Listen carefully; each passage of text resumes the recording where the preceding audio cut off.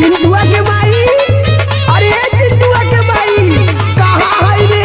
ना सुनत है रे? बोला का हो? अरे हाउ हसुआ हसुआ उठाई, चल भी खेत में कटाई गेहूं की ना कटाई, चल चल चल चल चल। अरे अरे अरे हम ना जाए छोट लड़का लेके गेहूं काटे। ले जाई तू ना जाई बुता, खाली बैठ के खाइबू घरे। हमसे कटिया उटिया ना होई। तो का होई तो से? तला है सुनो। सुना सुना। चढ़ल बा चैतावा तो भइल बलई कराए रजऊ। चढ़ल बा चैतावा तो भइल बलई कराए रजऊ। हमसे गेहूं ना कटाई रजऊ। हमसे गेहूं ना कटाई रजऊ। देख देख नौटंकी मत फैला, सुन बात। भइल भलाई कावता खइबू का खई कावाए रनिया। भइल भलाई कावता खइबू का खई कावाए रनिया। कैसे गेहूं ना कटाई ए धनिया, कैसे गेहूं ना कटाई ए धनिया।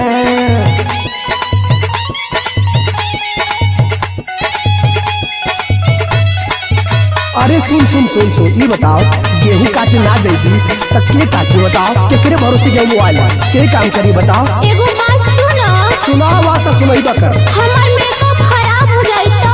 ओहो, लगा तो के संजनवा ब्यूटी पार्लर वाली फसैले है। दिन भर जाके घरे बैठली मेकअप करवावेली। हां समझ में आवत हो। एक तो वो अपने मर्द से लड़े ले, अस्ते हमहू से लड़त है। देखा हमरा के कुछ मत कहा। ये कुल हमरा के ठीक ना लगेला। ला है सुनो। जदी लाग जाए घाम राजा जोर जाए जान हो जाए भला मुहा बीमार। चल तो के डॉक्टर से यादव कैसे दवाई है छिका दे। सुन धनिया हमार नखड़ा कर जन हजार, चल चल हमरे साथे काम करी ह संभार। हम ना जाए कटनी करे, जाके अकेले काटा। सुनो का ह सुनाओ। पथेला कपार हमरे दिसे कोही आइला ए राजा। बथेला कपार हमरे दिसे कोही आइला ए राजा। हमसे गेहूं ना कटाई ए राजा। हमसे गेहूं ना कटाई ए राजा। काहे गेहूं ना कटाई मोरे धनिया, काहे गेहूं ना कटाई मोरे धनिया।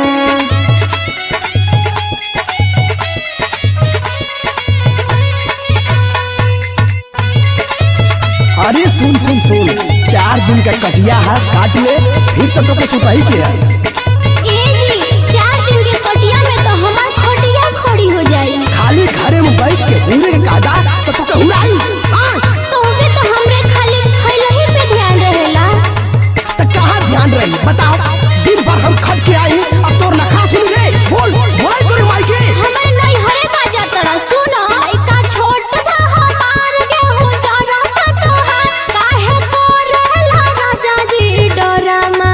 अगर गेहूं काटल छोड़ दे तो तोर माई आग कटे। सुन बात, सुना सुना हमर धन छोड़ दे सब अन। गेहूं कटी है तोहार आके आमा। पिया नंदा लाल काहे होखेला बेहाल मोरे राजा। पिया नंदा लाल काहे होखेला बेहाल मोरे राजा। चला गेहूं कटवा दी मोरे राजा। चला गेहूं कटवा दी मोरे राजा। मान गईली का चल। सुना मोरे सोना तो के लगे नहीं तो ना मोरे धनिया। सुना मोरे सोना तो के लगे नहीं तो ना मोरे धनिया। और रमेश विशाल रोबिन कटी है हो तो ना मोरे धनिया। चला गेहूं कटावाला मोरे धनिया, चला गेहूं कटावाला मोरे धनिया। अच्छा ना मन बा तो हसुआ उठावा चला। अच्छा चल मान त गईली, चल चल।